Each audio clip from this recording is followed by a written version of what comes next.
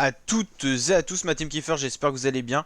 Aujourd'hui pour cette nouvelle vidéo, on se retrouve pour le résumé de l'étape 1 du Tour de Romandie 2022. C'était un prologue de 5 km. Vous avez le profil ici à l'écran.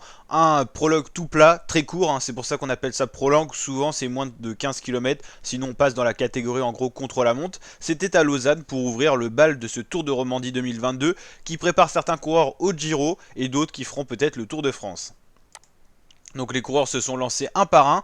On va faire le bilan de ce classement pour les favoris, également pour la victoire d'étape.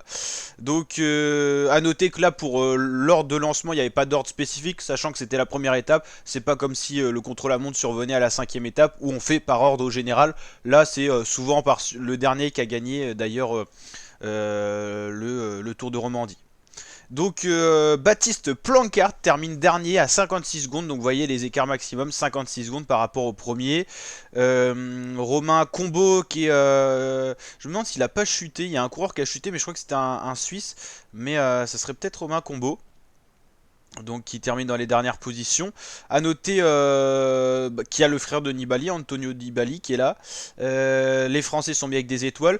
Alors Chris Froome est toujours dans un mauvais état de forme, il finit à 42 secondes. Lui qui dans le temps remportait les contre-la-montre, c'est hallucinant la perte de niveau de Chris Froome. On sait que là je joue, mais le fait qu'il ait changé d'équipe, je pense joue aussi.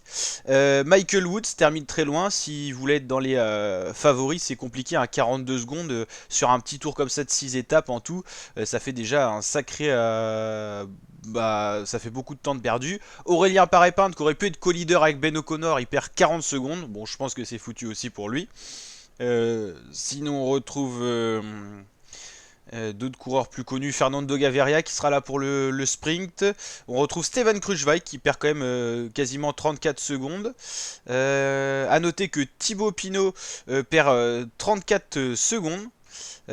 Thibaut Pinot, ça fait quand même beaucoup de temps de perdu, hein. Il est assez loin des autres favoris, hein, si on considère que Kruijswijk ne fait pas vraiment partie, sachant qu'il y a d'autres coureurs dans cette équipe Jumbo qui vont jouer le général.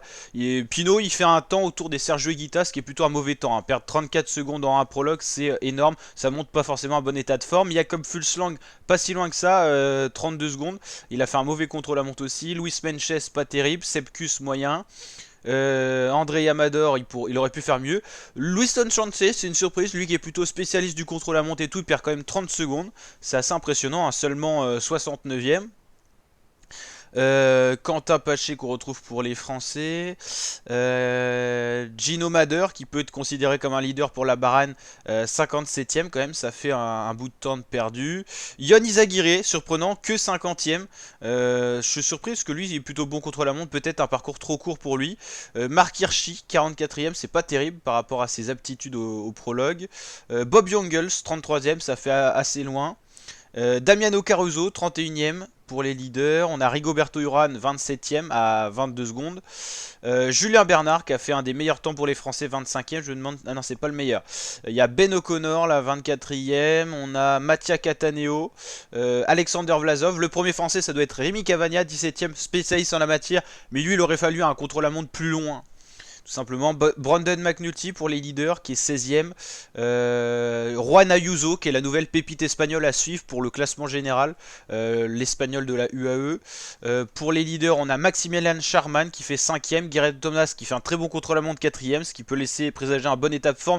Malgré que les dernières courses qu'il a faites en montagne n'étaient pas très costauds. Donc à voir s'il sera capable de tenir le coup en haute montagne. Félix Groschartner pour les leaders de la Bora. L'Autrichien 3ème. C'est plutôt bien. Juan Denis qui peut être leader au général sur ce genre de course, 2ème, et Ethan Hayters, je pense un des autres leaders que Geraint Thomas dans la formation Ineos, parce qu'on a souvent deux leaders. Et bah le Britannique remporte ce contre-la-montre, jeune coureur de 23 ans. Ethan Hayters remporte ce prologue et remporte donc cette première étape du Tour de Romandie 2022. Il portera le maillot du meilleur au général, qui est le maillot vert, l'équivalent du maillot jaune en gros pour le Tour de France par exemple. A noter qu'à l'issue de cette étape, le meilleur jeune sera également Ethan Hayter, sachant qu'il a 23 ans. La meilleure équipe, c'est Ineos Grenadier devant Bora Hansgrohe et devant Quickstep Alpha Vinyl. Voilà pour le classement. Une étape qui a été reliée à 52,364 km/h de moyenne sur 5,12 km.